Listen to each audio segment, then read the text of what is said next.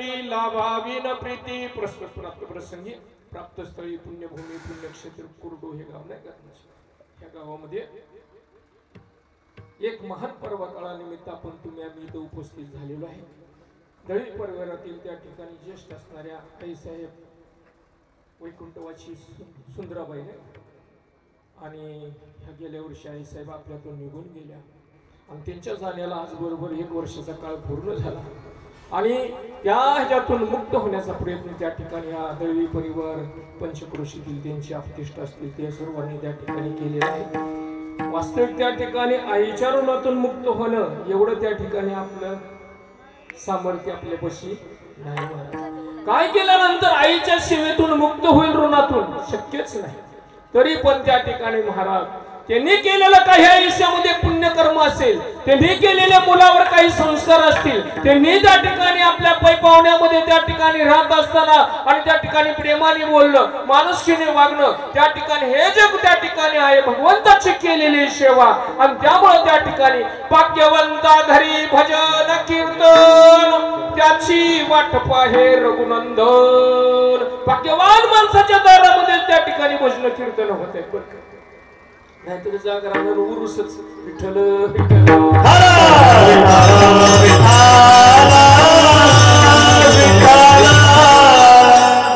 दळवी परिवाराने त्या ठिकाणी अशा प्रकारे सुंदर असं नियोजन ह्या कार्यक्रमाचं केलं. सुंदर असं मंडप आहे, सुंदर अशी साऊंड सिस्टीम आहे, दादांनी सुंदर सिस्टीम लावली आणि आमची बाळ मंडळी आणि ही सुद्धा त्या ठिकाणी अतिशय सुंदर आहेत आणि आपले आतार महाराजाची संस्था आणि या संस्थेत त्या ठिकाणी विद्यार्थी आलेले किती सुंदर आणि किती गोड बघा तुम्ही माऊलींचीच रूप दिसतात. दादा व तुमच्या त्या ठिकाणी चरणावर दंडवत घालतो. आमचे आदरणीय सुनीलजी महाराज क्षीरसागर बारामती महाराज आमच्या कार्यक्रमासाठी खास उपस्थित राहिले आणि माझे जिवलग मित्र असणारे ज्यांचं फलटण इंदापूर बारामती तिन्ही तालुक्यात नाव आहे. 4 तालुक्यात माळशिरस आमचा राहिला, 4ही तालुक्यात त्यांचं आणि मृदंग वाजतो असे आमचे आदरणीय प्रवीणजी महाराज पवार हे सुद्धा त्या ठिकाणी या साथीसाठी उपस्थित आहेत. त्या सर्वांना धन्यवाद देतो. विनेकरी बाबा नाही म्हणायला पाहिजे, आमचे त्या ठिकाणी वारकरी आणि त्या ठिकाणी या कार्यक्रमासाठी खास त्या ठिकाणी आकर्षण म्हणजे आणि आमच्या भागामध्ये सध्या अतिशय जोरामध्ये आणि प्रामाणिकपणे त्या ठिकाणी चित्रीकरण करणारे असे आमचे गणेश दादा बाळूमामांचा हरिजगर या नावाचं त्या ठिकाणी त्यांचं YouTube चॅनल आहे. मोठे मोठे कीर्तनकार त्या ठिकाणी या चॅनलला तुम्हाला दिसतील. अवश्य त्या ठिकाणी त्यांच्या चॅनलला सबस्क्राईब करून आणि घर बसल्या आणि कुठेही जरी असला तर गोड कीर्तन त्या ठिकाणी तुम्हाला पाहायला मिळतील ह्याची गॅरंटी मी तुम्हाला देतो. विठ्ठल विठ्ठल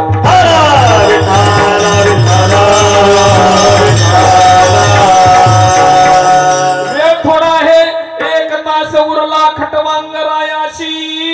1 तास उरला एका राजाला बरं का आणि मरण तर जवळ आलं म्हणले कसं काय करायचं आणि आपले काम नाहीच विचारच करायचं नाही दुसरं. असं जर केलं तर थोडक्या वेळामध्ये सुद्धा आपला उद्धार होतो. आजच्या सेवेसाठी घेतलेला भंग जगद्गुरु जगदवंदनी असणारे महाराष्ट्र भूषण वारकरी संप्रदायाचे कळस वैराग्य मूर्ती श्रीमंत संत श्री तुकाराम महाराज यांच्या गाथीतील सुंदर असा आई आणि संत दोन्ही कसे समान आहेत हे सांगणारा 4 चरणाचा भंग सेवेसाठी घेतला. विठ्ठल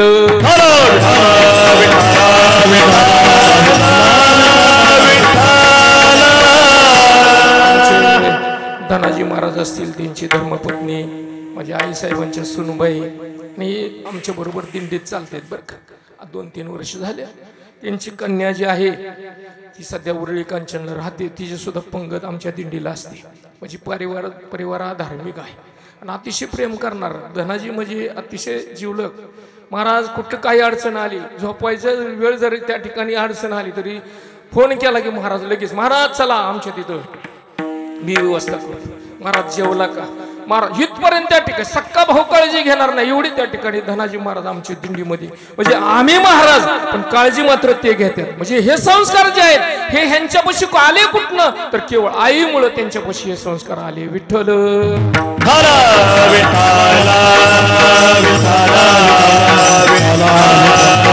आजच्या जगामध्ये जगद्गुरु तुकोबाराय सुद्धा तेच सांगतात ह्या जगामध्ये जगाच्या पाठीवर अशी एकच त्या ठिकाणी एक पात्र आहे की त्या ठिकाणी तिचं नाव आई आहे। ही आई त्या ठिकाणी जगामध्ये श्रेष्ठ ठरते का तिच्या चित्त मातेची चित्ती अवघी बाळकाची व्याप्ती। आईच्या चित्त दुसरा विशेष नाही बरं का। किती सुंदर सांगितलं लेकराचे हित लेकराचं हित फक्त हेच मनात असतं। आयुष्यभर त्या ठिकाणी किती गरिबी आली आणि किती जरी कष्ट करण्याच्यासाठी वेळ आली लेकरासाठी तर ती त्या ठिकाणी आई मागचा पुढे काय प्रसंगी त्या ठिकाणी स्वतःचा जीव सुद्धा द्यायला मागं पुढे बघत नाही तिला आई म्हणतात। आणि ती आपल्या लेकराच्या हिताशिवाय दुसरा विचार मनामध्ये आणत नाही। माय बाप हो किती श्रेष्ठ आहे असे त्या ठिकाणी असा कळवळा असं प्रेम त्या ठिकाणी तुम्हा मला कुठं दिसत नाही। मग तिनं काही पैसे मागितलेत का कधी मी तुला एवढं दूध पाजले लिटरचं माप सांग त्याप्रमाणे पैसे त्या ठिकाणी मला दे असं ऐकूनच्या लेकराला म्हटली का करी लाभाविन प्रीती लाभच नाही। आपण जरी गेलो तर नारळ नाही दिला तरी आपल्याला राग येतो महाराज खरे का कुठे असे पण आईनं कधी तुमच्याकडून काय अपेक्षा केली कधी सांगा ना। 9 महिने त्या ठिकाणी उदरामुळे हा त्या ठिकाणी दगडाचा गोळा त्या ठिकाणी 9 महिने सांभाळते। आयुष्यभर मुलगा वाईट जरी निघाला तर जग जरी म्हणत असलं तुमचा मुलगा असा आहे आईच्या तोंडनं कधी वाक्य आले का माझा बाळ हा वाईट आहे आले का पोटी भार वाहे आणि आयुष्यभर त्या ठिकाणी सर्वस्वी बोजा ती आपल्या अंगावर घेते। महाराज म्हणले संत सुद्धा तशीच असतात बरं का दिसतात संत पण त्यांचं हृदय मात्र आईच असतं बरं का। म्हणून महाराज सांगतायत मी जसं लेकरू त्या ठिकाणी सर्वस्वी बोजा आपल्या आईवर टाकतं तसं त्या ठिकाणी महाराज म्हणले तुकाराम महाराज म्हणले आम्ही सुद्धा त्या ठिकाणी आमचा जी भार आहे का नाही त्या संतांच्या पायावर समर्पित केला। आता आम्ही निवांत आता निश्चिंतीने आता टेन्शनच घ्यायची कर आता महाराजांच्या बोजा टाकला नाही आता आहे का आई वडिलाचं टेन्शन आहे का काय अशी त्या ठिकाणी माणसं जगामध्ये की जी त्या ठिकाणी जगाच्या कल्याणा संताच्या विभूती असं हृदय त्या ठिकाणी आईचं घेऊन आलेले संत असतात आणि त्यांच्यावर त्या ठिकाणी सर्वस्वी भार व्हायला असा अभंगाचा थोडक्यात भावार्थ विठ्ठल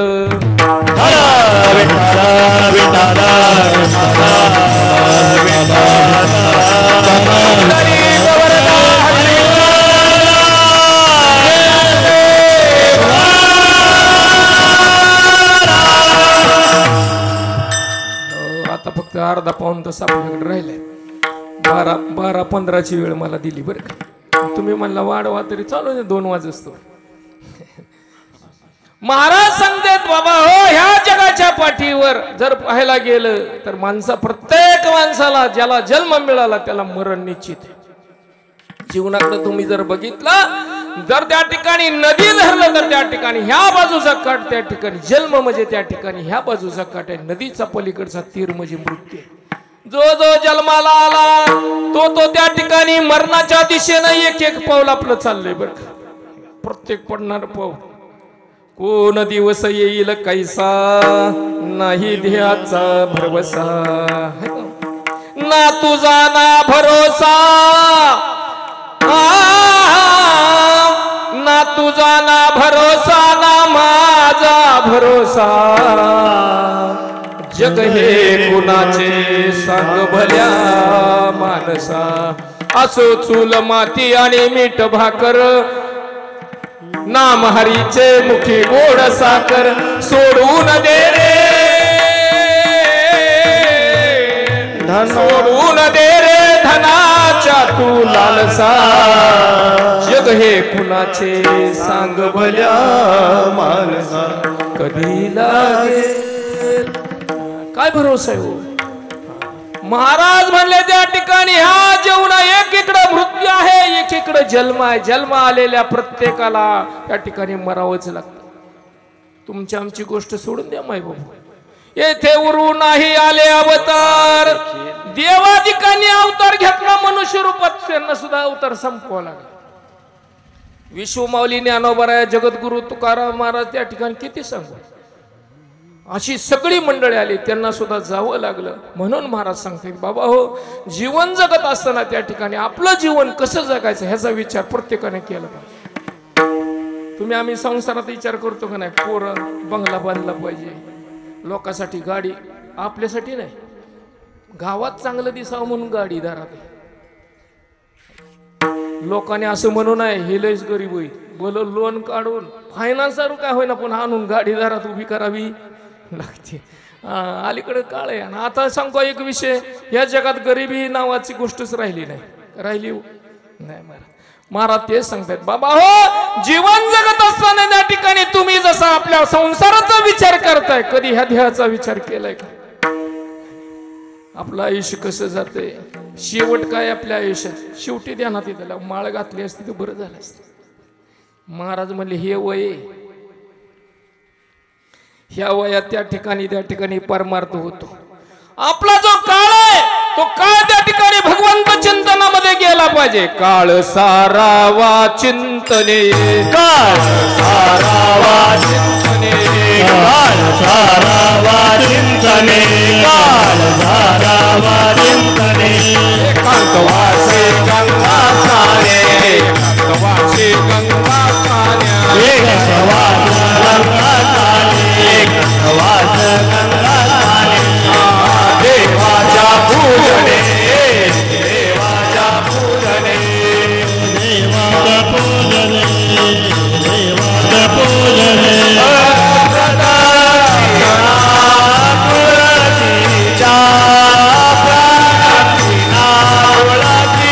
क्षणात तुळशीच्या एकांतामध्ये राहायचं महाराज. आणि निवांतपणे श्रीराम जय राम जय जय राम, श्रीराम जय राम जय जय राम. लोकांतात बसायचं नाही. आपल्याला सवय कशी, आपण किती बुवाय दाखवायसाठी एवढ्या मोठ्या माळा घालायची. लोक एवढा मोठा गंध, जणू काय कावळाच बसून गेलाय. महाराज त्या ठिकाणी ह्याची गरज नाही. महाराज परमार्थाचं चिंतन हे तुमच्या हितासाठी, तुमच्या उद्धारासाठी आहे. काळ सारावा चिंतन आहे. एकांतावासा गंगा स्नाने, गंगेची आंघोळ केली पाहिजे महाराज. देवाच्या पूजने, रोज देवपूजा झाली पाहिजे. महिला वर्गांना सांगितलं प्रदक्षिणा तुळशीच्या. महिलांनी काय करायचं, घर बसल्या सकाळी उठली ना आंघोळ केली, तुळशीला प्रदक्षिणा घालायची. आणि आपल्या कोणाच्या पाया पडायचं, सासूच्या नाही नाही, आपल्या मालकाच्या पाया पडायचं महाराज. महाराज दवाखान्यामध्ये गेला तर, डॉक्टरकडे गेला तर डॉक्टर दोनच गोष्टी सांगते. एमडी असला तर 1000 रुपये घेतो, ती गोष्ट सांगतो काय, कमी खा आणि भरपूर चाला. एवढा ऐकायसाठी किती पैसे घेतो, 1000 रुपये. दुसरा कमी असला तर घेत असेल 200-300 रुपये. आमच्या जगद्गुरु तुकोबारायांनी 300 वर्षापूर्वी सांगितलं, युक्त आहार विहार नियम इंद्रियाची सार, नसावी वासर निद्रा बहु भाषण. आपला आहार विहार त्या ठिकाणी ठराविकच पाहिजे बरं का. चांगलं दिसलंय म्हणून त्या ठिकाणी पाहुणाच्या जागरणाला गेला, जत्रेला गेला आणि भरपूर खाल्लं, जिरलंच नाही, तिथंच अटॅक आला. आणि तिथंच इतकं बी खाऊ नका की आपला जीव जाईल. आपल्या माग लेकरं आहे, ती बाळ आहे, बायको आहे, खाताना तरी विचार करा. 400 वर्षापूर्वी सांगितलं संतांनी. युक्त आहार विहार नियम इंद्रियाशी सार. इंद्रिय त्या ठिकाणी आपल्या ताब्यामध्ये पाहिजे. त्या ठिकाणी लय झोपलं नाही पाहिजे. उगाच त्या ठिकाणी काम नाही म्हणून त्या ठिकाणी जर झोपत बसला तर त्या ठिकाणी आणि लय बोलायचं नाही. सारखं त्या ठिकाणी येईल ते संग बडबड बडबड, नसावी भास निद्रा बहु भाषण. बोलायचंच नाही. तुम्ही लय बोला लागलं इंजिन पळते, रक्त पळते. हे कधी सांगितलं महाराज? म्हणून सांगता, जीवनामध्ये त्या ठिकाणी तुम्हाला जगायचं असेल तर ह्या जगामध्ये अनंत उपकार करणारी माणसं आहेत बरं का. लय उपकार करणे. 1-2 सांगतो त्या ठिकाणी पुढे चालतो. गंगा नदीचा उपकार आहे. गंगा नदी त्या ठिकाणी फेडीत पापताप पोखीत तिरीचे पादप समुद्रा जायाप गंगेचे जैसे. गंगा नदी आपल्यावर उपकार करते. काय करते? आपण आंघोळ केली की आपलं पाप निघून जाते. वाचे म्हणता गंगा गंगा सकळ पापी जाती भंगा. नुसतं वाचेनं जरी हरगंगे म्हटलं तरी त्या ठिकाणी पाप निघून जाते. पियाला पाणी देते, शेतीला पाणी देते, किती व गंगेचे उपकार आहेत. पण महाराज म्हणले गंगा जरी त्या ठिकाणी उपकार करीत असली तर ती त्या ठिकाणी निरंतर उपकार करीत नाही बरं का. पाऊस नाही पडला आणि दुष्काळ वाढला की त्या ठिकाणी नदी आटते का. माणसं उपकार करते का? नाही करीत महाराज. गाई त्या ठिकाणी माणसावर उपकार करते, दूध देते महाराज, त्या ठिकाणी शेण देते, मेल्यावर त्या ठिकाणी कातडी देते. किती गायीचे उपकार आहेत. पण गाय जरी उपकार करणार असली तरी त्या ठिकाणी महाराज सांगतात निरंतर नाही. गाय आटली की मग दूध देत नाही देत महाराज. सूर्यनारायणाचं सुद्धा सांगितलं तसं माणसाचं शरीर सुद्धा त्या ठिकाणी कशासाठी दिले. परोपकारा इदम शरीरा, परोपकार करण्यासाठी तुम्हाला मानवी देह दिलाय. बघा ना, हे असे कार्यक्रम झाले असते का? तुम्ही आम्ही त्या ठिकाणी कार्यक्रम करतोय, अन्नदान करतोय, सप्त्याला पंगत देतोय, दिंडीला पंगत देतोय. परोपकार करण्यासाठी माणसाचं शरीर प्राप्त झालेलं आहे. देणग्या देतो का ना आपण जत्रेला, ह्याला आपल्या गाव देवीची जत्रा असल्यावर त्या ठिकाणी माणसाचा देह त्या ठिकाणी आमच्या त्या ठिकाणी परोपकार करण्यासाठी दिलेला आहे.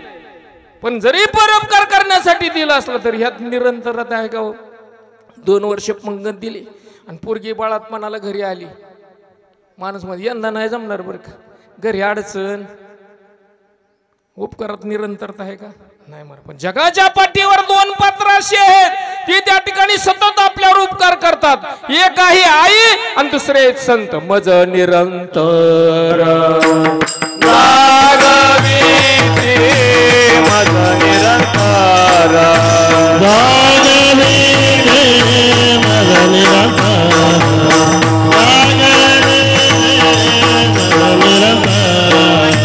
काय सांगू काय सांगू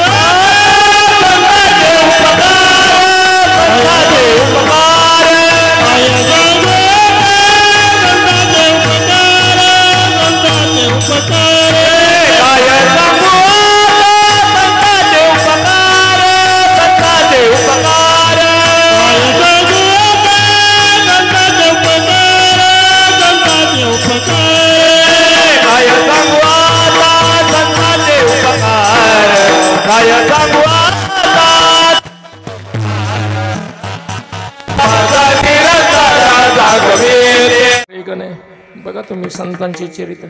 तसं कोण आहे वा? अहो तुमच्याच घरात एक पात्र आहे. कोणचं पात्र? अभंगाचं पहिलं चरित्र. लेकुराचे हित, लेकुराचे हित, लेकुराचे हित, लेकुराचे हित, लेकुराचे हित, लेकुराचे हित, लेकुराचे हित, वाय माऊली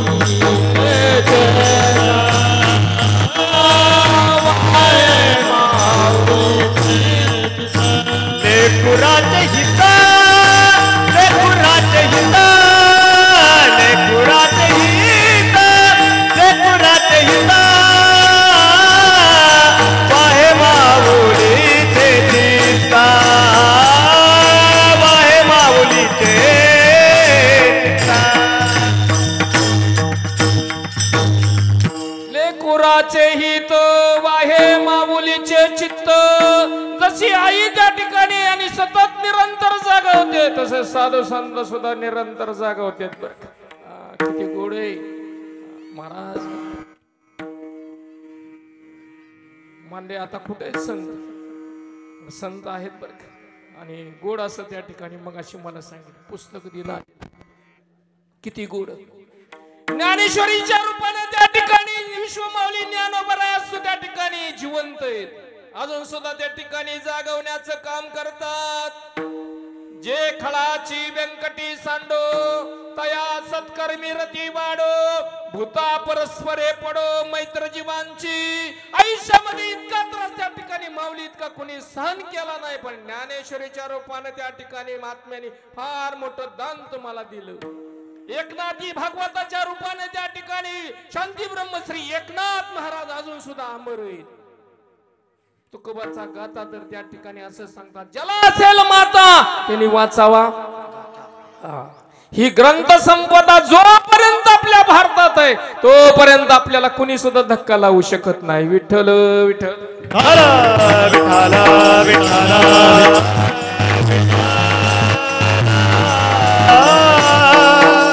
म्हणून रोज उठल्यानंतर एक तरी ओवी त्या ठिकाणी वाचावी बरं का. नामा म्हणे ग्रंथ श्रेष्ठ ज्ञान देवी एक तरी ओवी अनुभवावी. आयुष्यामध्ये त्या ठिकाणी एक वर त्या ठिकाणी ओवी. मी काल ऐकलं की त्या ठिकाणी अण्णा हजारांच्याकडे त्या ठिकाणी काही कीर्तनकार गेले. त्यांनी विचारलं अण्णा तुम्ही एवढं त्या ठिकाणी जगामध्ये क्रांती केली ती कशाच्या बळावर. त्यांनी सांगितलं फक्त एकच ओवी वाचली आयुष्यामध्ये ज्ञानेश्वरीतली. त्या ओवीचा भावार्थ असा आहे वने लावावी नाही जळाशय निर्मावी. झाडं लावा झाडं जगवा. ज्ञानेश्वरीमध्ये 800 वर्षापूर्वी सांगितलं. आपण मात्र झाडं तोडण्याचं काम केलं. लक्षात ठेवा निसर्गावर हल्ला करू नका हे पुस्तक तुम्हाला सांगतोय. झाडं लावा झाडं जगवा त्या ठिकाणी तुम्हाला ग्रंथ सांगतेत. आज सुद्धा राळेगण शिदीला गेला तर प्रत्येक ठिकाणी झाड आहे तिथं पाण्याला काहीच कमी नाही का. फक्त आणि फक्त त्या ठिकाणी ग्रंथात पुस्तकात सांगितले त्याप्रमाणे वागले म्हणून त्यांना सुखाची प्राप्ती झाली. विठ्ठल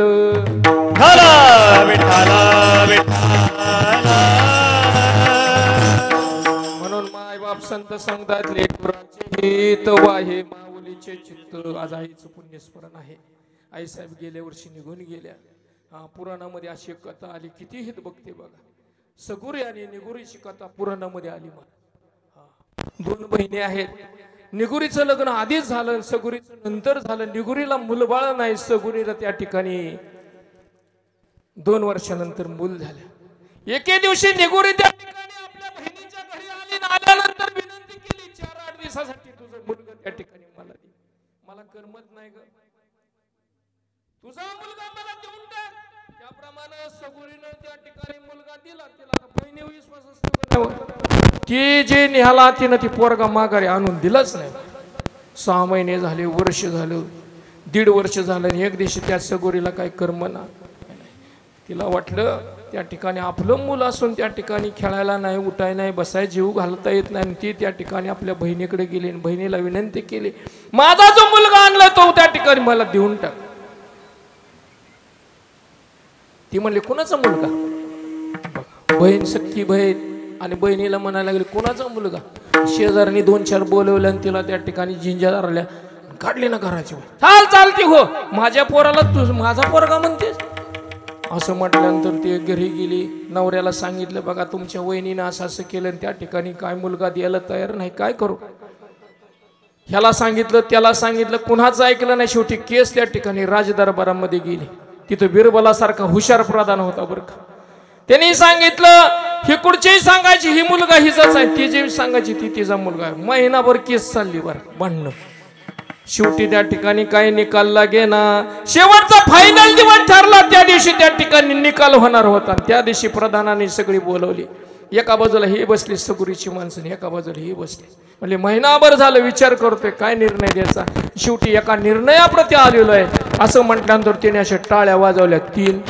त्याबरोबर त्या ठिकाणी आतनं 2 सेवक त्या ठिकाणी करवत घेऊन आले. करवत त्यांनी म्हणले मी असं ठरवले की ही म्हणते मुलगा माझा हे जे पुरावे भरपूर आहेत. ही म्हणते मला माझा मुलगा हे जे पुरावे भरपूर आहेत त्यात द्यायचं कुणाला.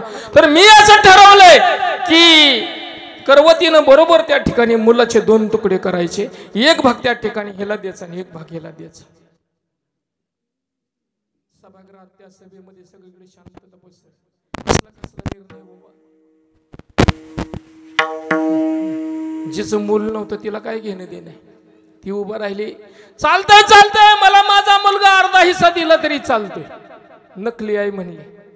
सगुरीकडे बघितली. सगुरीने त्या ठिकाणी अंग टाकून दिलं. प्रधानाची पाय धरली. त्या ठिकाणी महाराज रडायला लागले. काय सांगायचं मला. जिचे पिढे बाळ प्राणतीयेचा विकळ. जिच्या त्या ठिकाणी बाळाला त्रास होतो ती त्रास बाळाला नाही तर ते आईच्या हृदयाला होतं. महाराज पाय धरले पदर पसरला रडू लागली. दादा तसं करू नका हो तसं करू नका. हा मुलगा माझा नाही असं समजा. त्याला द्या तिच्या घरी राहू द्या सुखी राहू द्या. विठाला विठाला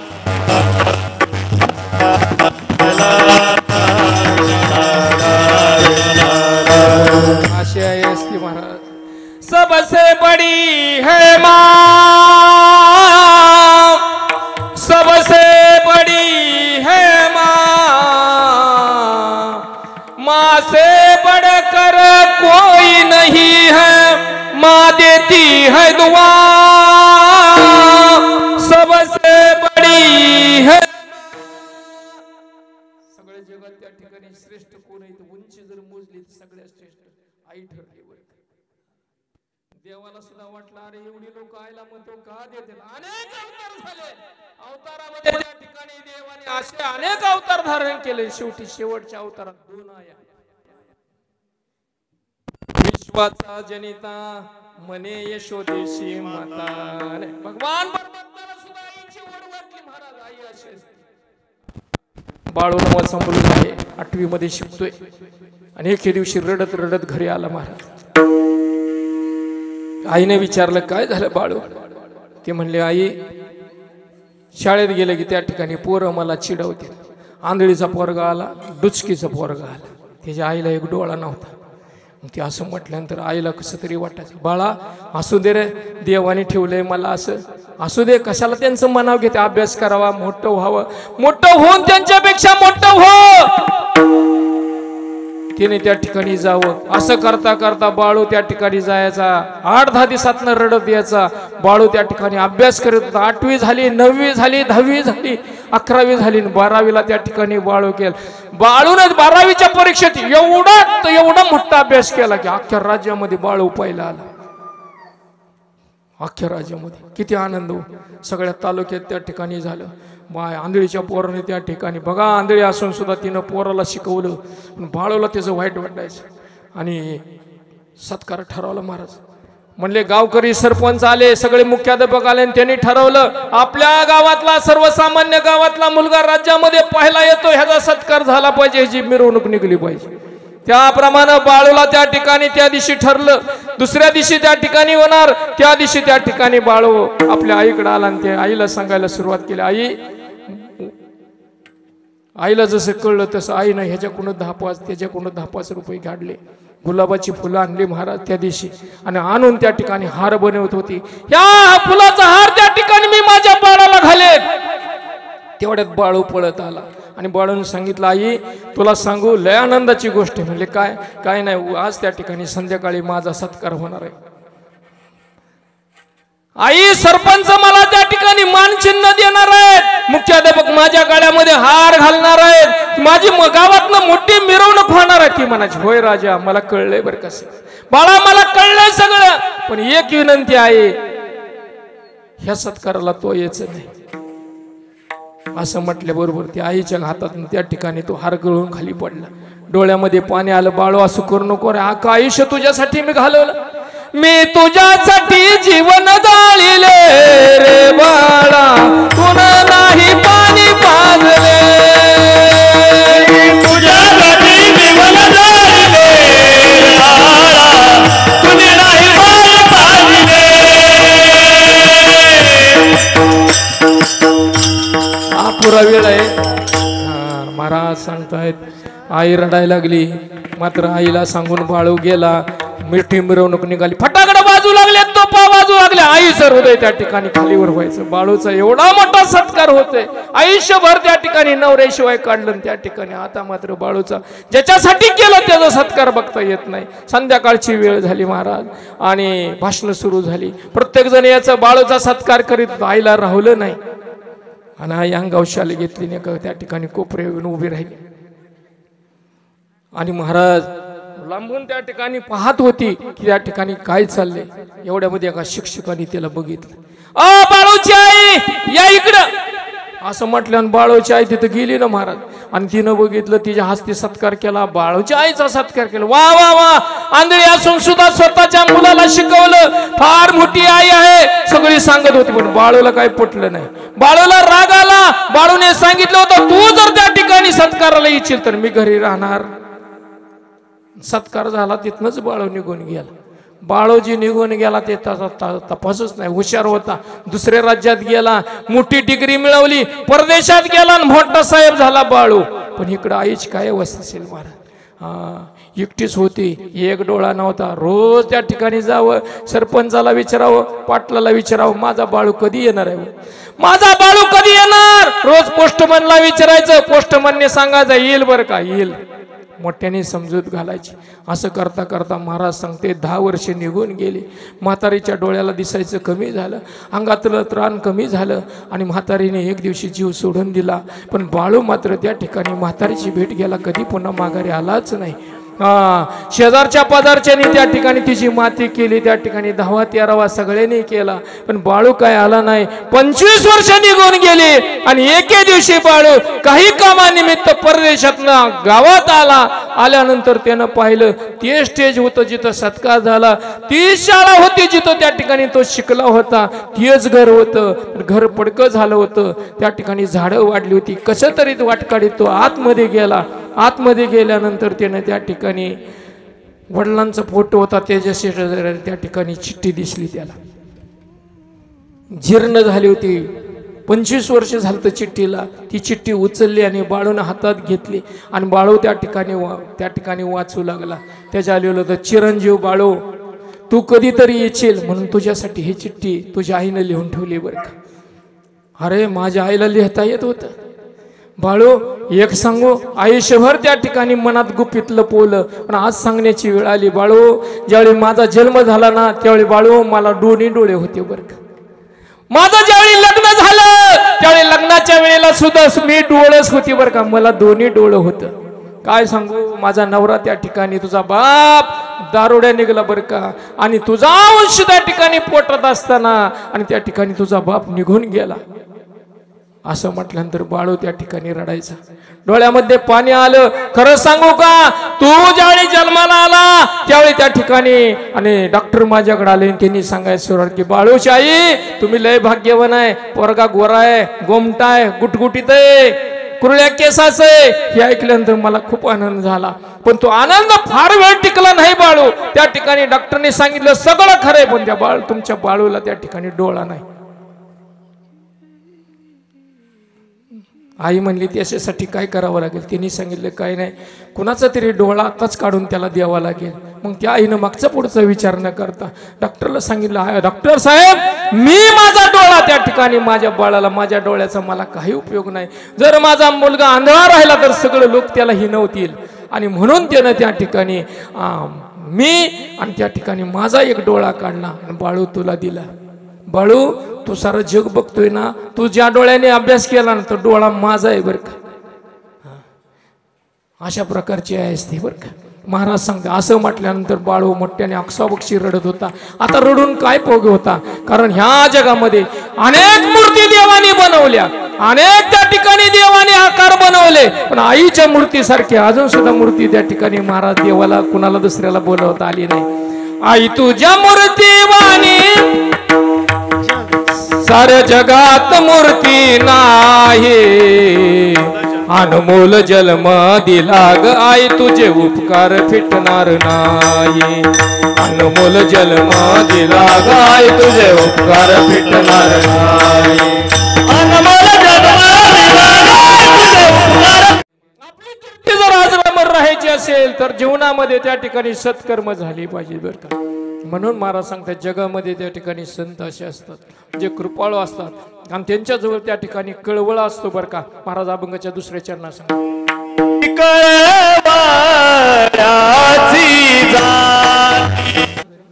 आणि म्हणले त्या ठिकाणी महाराज आईची भेट घ्यायला आलोय, पंढरीच्या पांडुरंगाची भेट झाली पण आईची भेट घेण्यासाठी आलोय आणि आईला तुमच्या संग बोलायचंय. कोण म्हणले? धनाजी महाराज मला म्हणले. मग तिने त्या ठिकाणी माझी एक थोडी क्लिप होती, एवढा मोठा मी कीर्तनकार नाही, पण तिने ती कार्यक्रमाचं थोडं कीर्तनाचं दाखवलं आणि आईला ते ऐकल्यानंतर आईच्या हातात फोन दिला आणि आई बोलू लागल्या, महाराज जय हरी जय हरी म्हणलं. त्या ठिकाणी लय भारीच कीर्तन केलंय बरं का तुम्ही. आई तुमचा आशीर्वाद आहे. हां खरोखर तुम्ही किती भाग्यवान आहे. तुमची सून असेल, मुलगा असेल, वारीसाठी आहेत, त्या ठिकाणी म्हणल्या महाराज खरोखर तुमच्यासारखी माणसं आणि त्या ठिकाणी आमच्या बरोबर आहेत म्हणून बरं आहे बरं का, तुमच्या आशीर्वादानं आमचं बरं चाललंय. मग मी त्यांना सांगितलं आई मी एक दिवशी त्या ठिकाणी तुमची भेट घ्यायला येईन बरं का, गेल्या वर्षी वार येऊन आल्यानंतर. मला काय माहित की आशा त्या ठिकाणी आजच्या दिवशी त्या ठिकाणी येण्याचं योग येईल. खरोखर आई असावी अशी जिनं मुलं त्या ठिकाणी परमार्थाला लावली, जिनं त्या ठिकाणी घरात सगळ्या त्या ठिकाणी परमार्थिक संस्कार आहेत. बघा तुम्ही सुनबाई घ्या, मुलगी घ्या, नातू घ्या, सगळे त्या किती आनंद आहे महाराज. आणि हे त्या ठिकाणी एका दिवसात येत नाही, हे काहीतरी त्या ठिकाणी संस्कार लहानपणापासून आपुलिया हिता जो असे जागता धन्य माता पिता तयाची हिताच्या ठिकाणी जागी असणारी मुलं त्यांच्या आई वडिलांना धन्यता दिली का, कारण त्या ठिकाणी तसे संस्कार आणि करण्याचं काम त्या ठिकाणी आईनं करायचं असतं. आईनं जर त्या ठिकाणी संस्कार चांगले केले तर मात्र त्या ठिकाणी मुलं सुद्धा चांगलीच निर्माण होतात. सांगायची गरज नाही हे का नाही. छत्रपती शिवाजी महाराजांचा जन्म व्हायच्या वेळेला रामायण आणि महाभारतातल्या कथा त्या ठिकाणी आमच्या पारायण त्या ठिकाणी केली. अशा प्रकारे म्हणून तो छत्रपती सारखा त्या ठिकाणी मुलगा जन्माला आला. किती गोड त्या ठिकाणी महाराज. पण आयुष्य जगत असताना त्या ठिकाणी तुम्ही किती संपत्ती मिळवली, आपलं जगणं कसं असावं, किती दिवस जगला ह्याला किंमत नाही, माणूस कसा जगला ह्याला फार किंमत आहे. माणसाचं जगणं असं असावं महाराज. जर तुम्ही चालायला लागला तर तुमच्या बरोबर 10 माणसं तरी त्या ठिकाणी चालावीत मागं तुमच्या. तुम्ही बसला तर 10-15 माणसं तुमच्या बशी बसावीत, ह्याला जगणं म्हणतात. तुम्ही जर त्या ठिकाणी महाराज बोलायला लागला तर 25 माणसांनी तुमचं बोलणं ऐकावं. आणि शेवटचं सांगू महाराज, तुम्ही जर गेला, तुम्ही मेला, ही जर गोष्ट त्या ठिकाणी ज्याच्या कानावर जाईल त्याच्या डोळ्यातनं 2 अश्रू त्या ठिकाणी यावेत, ह्याला जगणं म्हणतात. विठ्ठल धुरे जिये का माता पितरे तयासे वेशी कीर शरीरे लोन कीजे. अहो आईची आठवण माऊलींना होत नव्हती का, होत होती महाराज. म्हणून तर ज्ञानेश्वरी मध्ये सगळी तीर्थ एका बाजूला आणि त्या ठिकाणी आमचे आई वडील एका बाजूला आहे. जोपर्यंत आई वडील आहेत तोपर्यंत सेवा करायची बरं. एकदा आई वडील निघून गेले की मात्र त्या ठिकाणी पुन्हा किती जरी रडलो, काही जरी केलं, एकदा माती आड झालं की जोपर्यंत उदारचं त्या ठिकाणी आहे तोपर्यंतच महाराज त्या ठिकाणी पंखाची उभं आहे ना, तोपर्यंत आई वडील, त्यानंतर काही नाही. एक सुंदर कवी सांगतो बरं का. सोडून या गेली आई आम्हाले कराना, सोडून या गेली आई आम्हाले कराना, आई आई आई आता म्हणू मी कुणाला, आई आई आई आता म्हणू मी कुणाला. आई तुम्ही आमच्यासाठी कष्ट केले फार, सोडून या गेली आई सारा परिवार, सोडून या गेली आई आम्हाले कराना, आई आई आई आता म्हणू मी कुणाला. लेखी सुना रडती आई काना कोपऱ्यात, लेखी सुना रडती आई काना कोपऱ्यात. आई तुमची आठवण येते प्रत्येक क्षणात, सोडून या गेली आई आम्हाले कराना, आई आई आई आता म्हणू मी कुणाला. गेल्यानंतर आठवण येते आईनं कसं त्यात लहानपणी काय केलं, आपल्यासाठी काय काय केलं, सगळं ध्यानामध्ये येतं.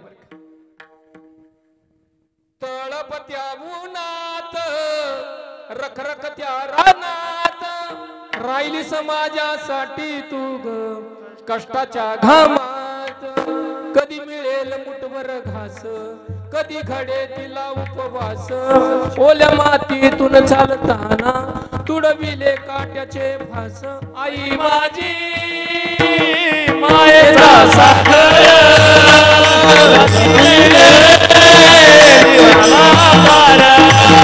आई माझी मायेचा सागर जीवनाला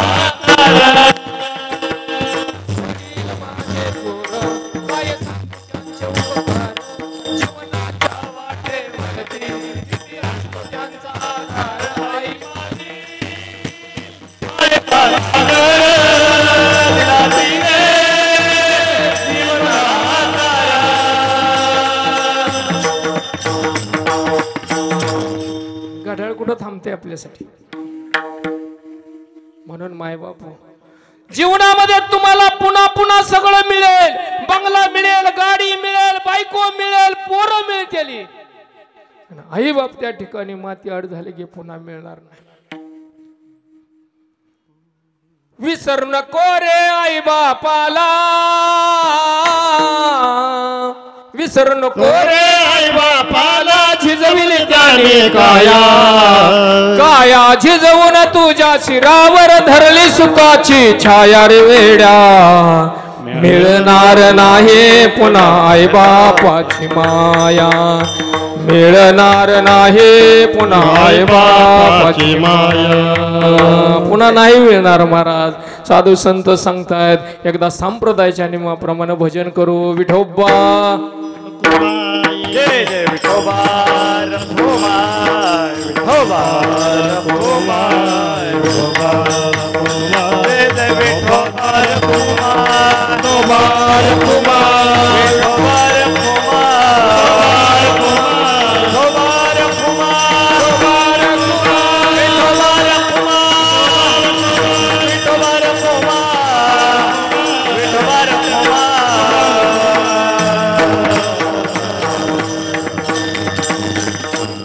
लेकुराचे हेत वाहे माऊलीचे, चित्ताईशी कळवळ्याची जाती करीला भाविन प्रीती. पोटी भार वाहे त्याचे सर्वस्व ही साहे, आईशी कळवळ्याची जाती करीला भाविन प्रीती. महाराज सांगताय बाबा अशी आई असते. तसेच संत सुद्धा असतात बरं का. संत सुद्धा आयुष्यामध्ये त्या ठिकाणी आपल्या ह्या जगाच्या कल्याणासाठी अवतरित आले होत असतात. काय सांगावं महाराज, संतांनी सुद्धा फार मोठं दुःख ह्याच्यामध्ये सोसलं, परंतु तरी सुद्धा जगावर कल्याणच करण्याचं काम साधू संत मायबापांनी केलं. म्हणून महाराज सुद्धा त्या ठिकाणी, महाराजांना सुद्धा असं वाटलं की संतांचं शरीर संतांचं आहे पण हृदय मात्र आईचं आहे बरं का महाराज. म्हणून जशी एखादी आई आपल्या लेकरावर सगळा भार टाकते, तसंच त्या ठिकाणी महाराज म्हणले मी सुद्धा माऊलींच्या दरबारात गेले. त्याने त्या ठिकाणी माऊलींच्या मूर्तीकडे पाहिलं, समाधीकडे पाहिलं आणि महाराज डोळ्यामध्ये पाणी आलं. 750 वर्ष निघून गेली, जग अज्ञानामध्ये त्या ठिकाणी होतं. अशा काळामध्ये माऊलीने, भगवंतानी माऊलींच्या रूपाने अवतार धारण केला आणि जगाला त्या ठिकाणी ज्ञानाची गंगा त्या ठिकाणी वाहती केली.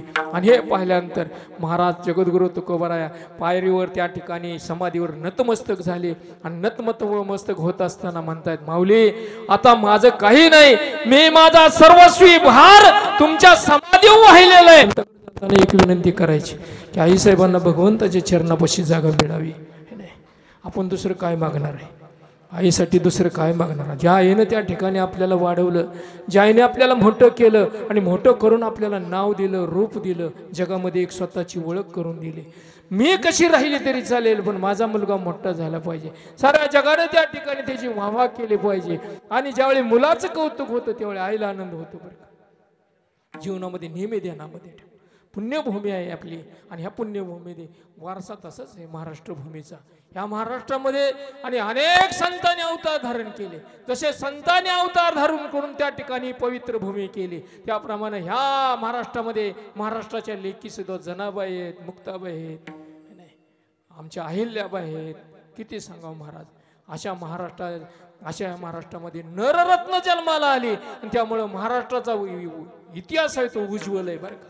या हिंदवी स्वराज्याचे संस्थापक छत्रपती शिवाजी महाराज कीर्ती अजरामर आहे का. देत माणसाने देत जावं, देणाराचा हात त्या ठिकाणी, देणाराची माणसं स्तुती करतात, घेणाराची नाही. जगामध्ये एक ध्यानात ठेवा, माणसं देणाराला किंमत देतात. त्यांनी काहीतरी दिलं, स्वतःचे आई वडील दिले. 700 वर्ष झाले अजून सुद्धा 10-10 लाख लोक त्या ठिकाणी आणि माऊलींच्या सोहळ्यावर चालतात. बोरीच्या काट्याने त्या ठिकाणी मारलं याच महाराष्ट्राच्या भूमीमध्ये. म्हणून तर जगद्गुरु तुकोबारायांना कळस म्हणतात, वैराग्य मूर्ती म्हणतात. कारण ही नररत्न जर महाराष्ट्रामध्ये जन्माला आली नसती तर आज आपण याच कीर्तन ऐकत नसतो. त्यांचे आभार आहेत, त्या आईचे सुद्धा आभार आहे जिने त्या ठिकाणी आपल्याला जन्माला घातलं. 9 महिने त्या ठिकाणी उदरामध्ये बाळगून त्या ठिकाणी आपल्याला देह दिला. 10 रक्ताचे थेंब जाळले आणि 2 थेंब त्या ठिकाणी दुधाचे करून ते अमृत त्या ठिकाणी तुमच्या आमच्या मध्ये दिले. मोठी माणसं शहाणी माणसं नेहमी सांग सगळं जळतं माणसाचं, पण ज्या दुधापासून हाडं बांधतात ती हाडं कधीच जळत नाही, म्हणून तर असते विसर्जन आहे. आणि हे हाडं आहेत ना ही आईची देणगी, निमित्यानात ठेवा. हा आपली नाळ आईशी जोडले कुठेही जाऊ द्या, आणि किती जरी दुःखाचा प्रसंग आला आणि संकट आलं तर माणसाच्या तोंडून आईचंच नाव निघतं. म्हणून ही आई या जगामध्ये श्रेष्ठ आहे, आणि ह्या आईला कधी विसरू नका. विसरलं तर मात्र मोठं अवघड आहे त्या ठिकाणी. म्हणून माय बापू आज त्या ठिकाणी वैकुंठवासी सुंदराबाई आणि आमचे विश्वनाथ दळवी यांचं त्या ठिकाणी प्रथमच पुण्यस्मरण, आणि या पुण्यस्मरणानिमित्त आम्ही त्या ठिकाणी उपस्थित झालो आहे. एकच विनंती करायची पांडुरंगाच्या चरणी, ह्या आईला त्या ठिकाणी हे जे पुण्य मिळणार आहे ते जसंच्या तसं त्यांच्या खात्यात जमा व्हावं, आणि त्यांना भगवंताच्या चरणापाशी जागा मिळून त्यांच्या आत्म्याला शांती लावावी. आणि जो दळवी परिवारावर त्या ठिकाणी दुःखाचा आघात झालेला आहे त्यातून सावरण्याची संधी त्या ठिकाणी, आणि पांडुरंगाने त्यांना शक्ती द्यावी एवढीच पांडुरंगाच्या चरणी प्रार्थना करतो. ह्या कार्यक्रमाच्या निमित्तानं उपस्थित असणारी सर्व मंडळी त्या ठिकाणी आमचे बाळगोपाळ आतार महाराजांच्या संस्थेतली हे सगळे बाळगोपाळ त्या ठिकाणी सुंदर असा मृदंग त्यांनी वाजवला. अतिशय चांगली तयारी आहे मुलांची, अजून ह्यांना भरपूर पुढे जायचं आहे का नाही. आणि पुढला ज्यावेळेस आम्ही 4 वर्षांनी येऊ त्यावेळेस महाराष्ट्रातले सुप्रसिद्ध मृदंगवादक असे यांचं नाव व्हावं बरं का. आणि ह्यांना आमच्या संग बोलू सुद्धा नाही इतकं मोठं व्हावं. आमचे सुनील महाराज क्षीरसागर आहेत, आमचे दोन्ही त्या ठिकाणी गायक मंडळी, इकडं आमची सगळी मंडळी, माझ्याबरोबर आलेले प्रवीण दादा ज्यांचं चॅनल त्या ठिकाणी बाळमामाचा हरिजागर नावाचं त्या ठिकाणी चॅनल आहे, यूट्यूब चॅनल, आणि त्याची त्या ठिकाणी सर्व असणारे आमचे गणेश दादा यांना सुद्धा त्या ठिकाणी साष्टांग रात्रीच फोन केला उशिराने, तरी त्या ठिकाणी माणूस 7:30ला आमच्या बहिणी आलता. म्हणजे बघा एवढी तत्परता आहे महाराज. आणि बाळमामाचे जिथं जिथं कीर्तन असतात तिथे महाराजांचा कॅमेरा असतो. मोठी मोठी कीर्तनकार त्यांनी त्या ठिकाणी चित्रित केले. अवश्य ह्या चॅनलला सबस्क्राईब करा, आणि आपल्याला मोठ्या मोठ्या कीर्तनकाराची गायकांची कीर्तनं अवश्य त्या ठिकाणी आणि महाराजांच्या चॅनलवर पाहा कुठंही कधीही. त्यामुळं त्या ठिकाणी आपल्या अतिशय आवडीचं चॅनल असणार आहे बाळमामाचा हरिजागर. त्यांना सुद्धा धन्यवाद देतो. आणि सगळ्यात शेवटचं धन्यवाद माझ्या आमच्या दादांना. हां अतिशय सुंदर बरं का, माणसं कमी जरी असली तर सिस्टीम लय भारी लागली. वा वा धन्यवाद दादा तुम्हाला. सुंदर असा मंडप आणि सुंदर अशी साऊंड सिस्टीम, त्यांना सुद्धा धन्यवाद देतो. आता फार वेळ झालेला आहे ना, 12-15 होत आल्या, त्यामुळे त्या ठिकाणी जास्त झाडाचा हाल करण्यात काही मजा नाही. तुकाराम तुकाराम